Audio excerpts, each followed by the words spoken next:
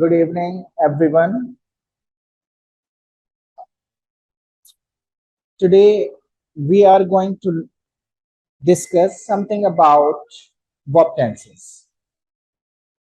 And verb tenses are pretty important for all the entry tests, be it for engineering students or medical science students or the students who are interested in seeking admission for BBA program. And verb tenses are common in all the entry tests, and they are basically actually the foundation. So if you are good at verb tenses, you are supposed to be doing better in the rest of the modules actually which are common in entry test. So verb tenses, we have basically three tenses: present, past, and future. Present tense, past tense, and future tense. We classify these tenses into 12 different subtenses. But here we are not going to talk about all the tenses because few of the tenses, actually are not used, in English. So first, we are going to discuss simple present.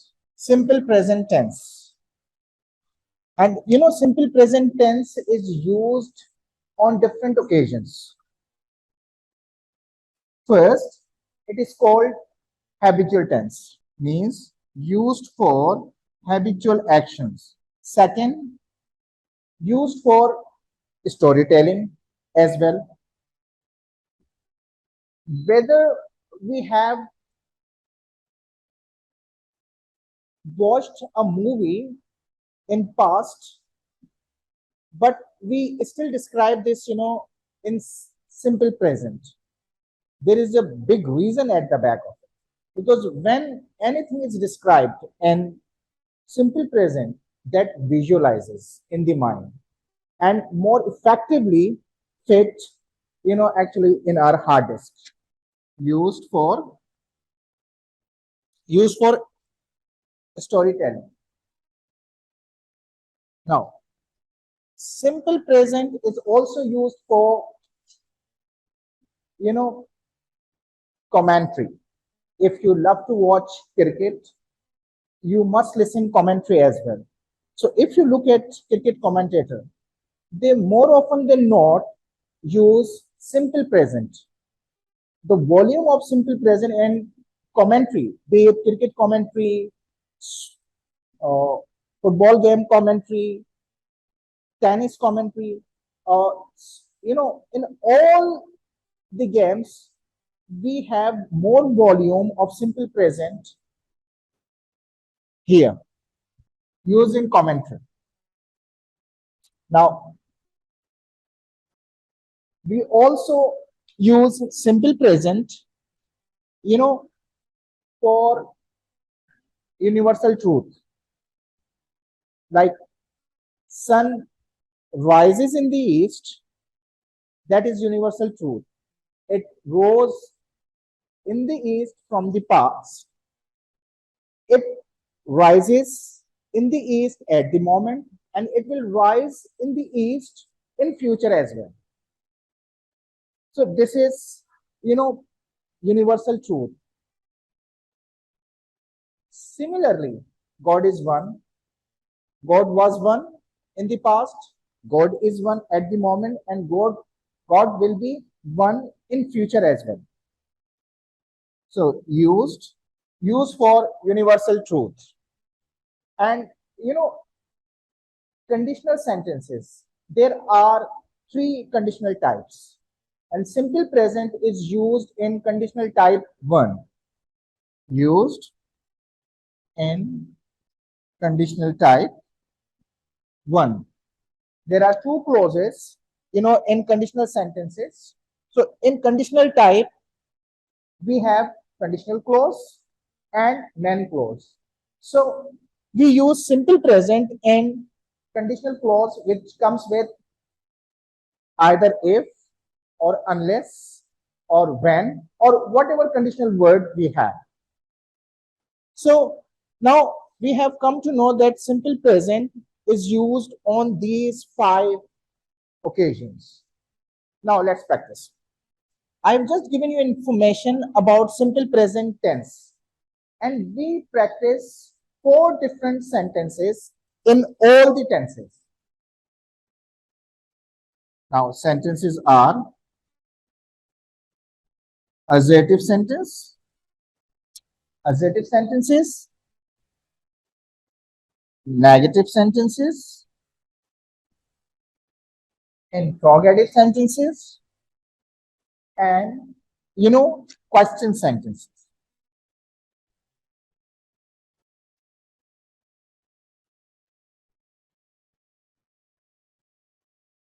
So we normally use these 4 different sentences under the umbrella of all the tenses.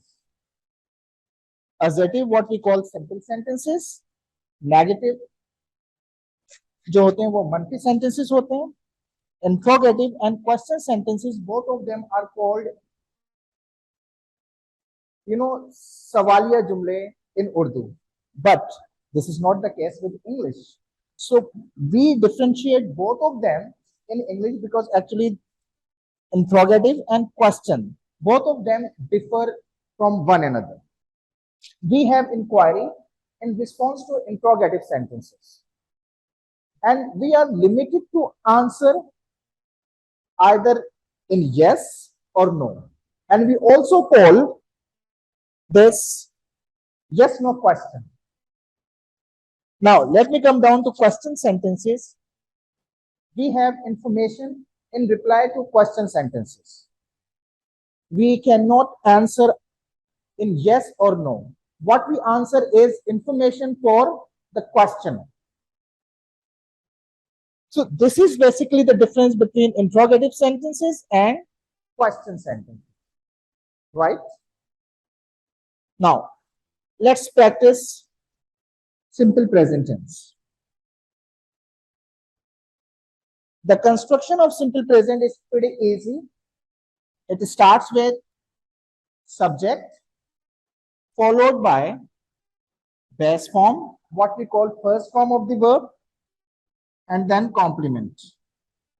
This base form is also called first form. I have written this because you do not get confused when I'll be calling this base form to students, actually raise their hands. They do not even know what base form is. So whenever I call base form, that means first form of the verb. If I say वो philosophy का फलसफे का मुताला करती है, वो कौन है? She. And when we have singular subject of third person, when we have third person singular as a subject in this sentence, we keep either s or es with the first form of the verb, like she studies philosophy. Here we have singular subject followed by s या yes. Study के साथ हम जो है वो IES लगाते हैं by omitting y, and this is a general rule of English. Similarly, if I turn this sentence into they study philosophy, and these sentences are called assertive sentences. So when we turn these sentences into negative sentences, we need to have auxiliary verb. So we have do or does as auxiliary verb in simple present. Now, how are we going to turn these sentences into negative? First, I'm going to write formula of negative sentence, and according to that formula, we are going to turn the same sentences into negative. starting with subject, either do or does, negation, not, followed by base form, and in the end, complement, what we call object or remaining part of the sentence.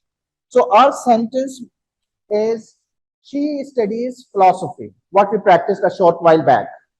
So let's turn the same sentence into negative. She is third person singular. So we normally use S or ES with that, and the S we add with study. The same S, is added with do. That would become does. और जब यहाँ पर वो S helping verb के साथ आ जाएगा, तो verb में वो S नहीं होगा, and we will be using regular form of the verb. How? She does not study philosophy. जो S यहाँ लगा हुआ था एडजेक्टिव सेंटेंस में, वो S हमारा यहाँ हेल्पिंग वर्ब के साथ आ गया, और यहाँ पर वो जो वर्ब था वो रेगुलर हो गया. So she does not study philosophy. So we practice one more sentence, that is, they study philosophy. So they is third person plural. So we are going to place do instead of does. How? Philosophy. अब यहां पर देखिए, third person singular जितने भी होते हैं उनके साथ हम डज लगाते हैं, लाइक ही, शी, इट और singular name. And with the rest of them, like they, you, we, I और प्लूरल, उनके साथ हम डू लगाते हैं. And you are going to keep the same, actually in your practice. Now, after negative sentences, we land into interrogative sentence. First, I'm going to mention the structure of interrogative sentences and followed by the examples. And I'm going to keep the same examples so that you may not get confused and you will understand in a better manner.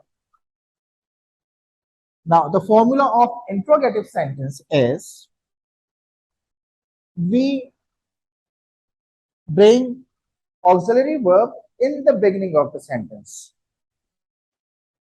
followed by subject. After subject, we use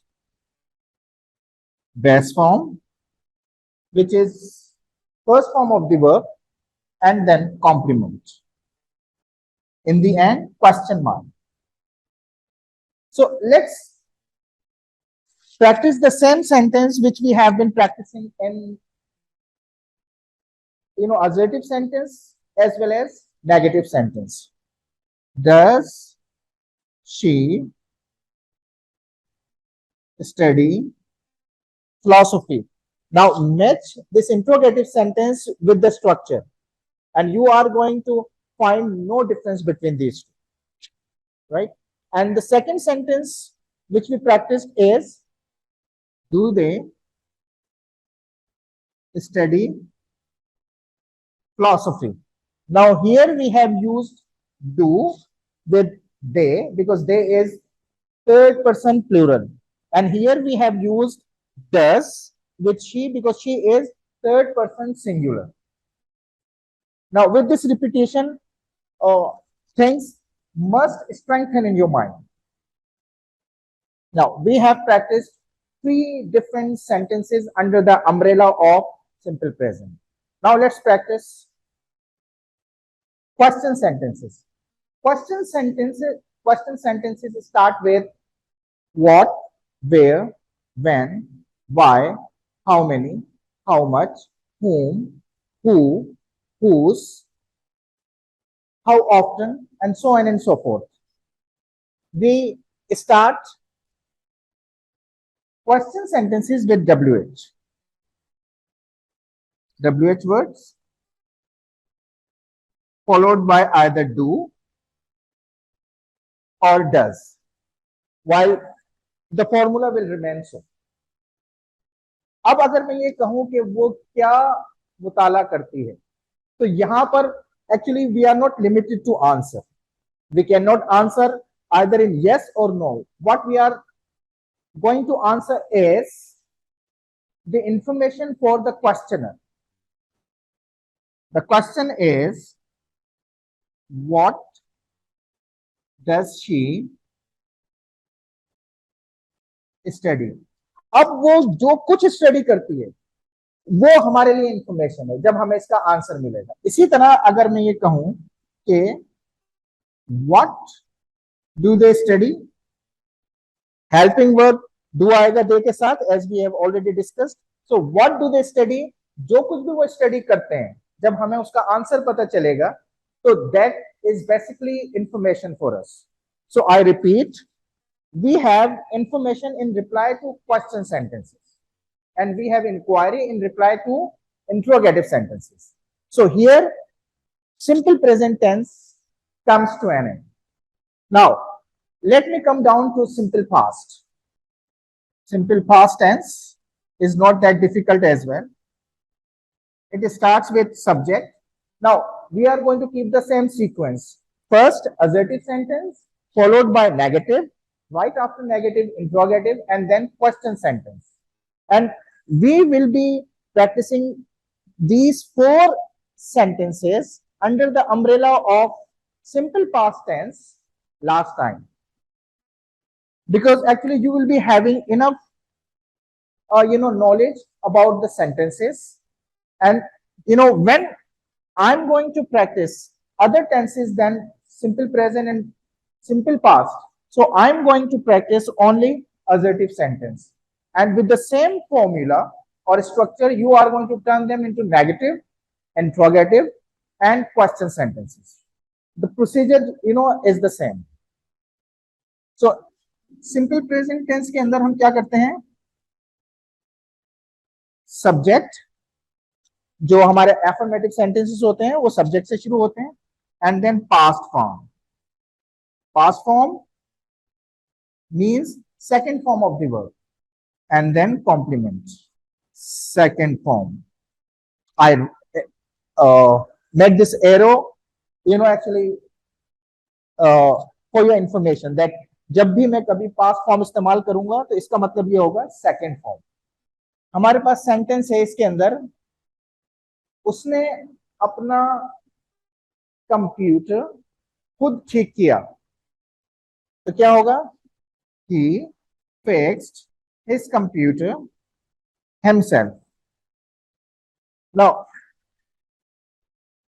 let's compare this sentence with the formula.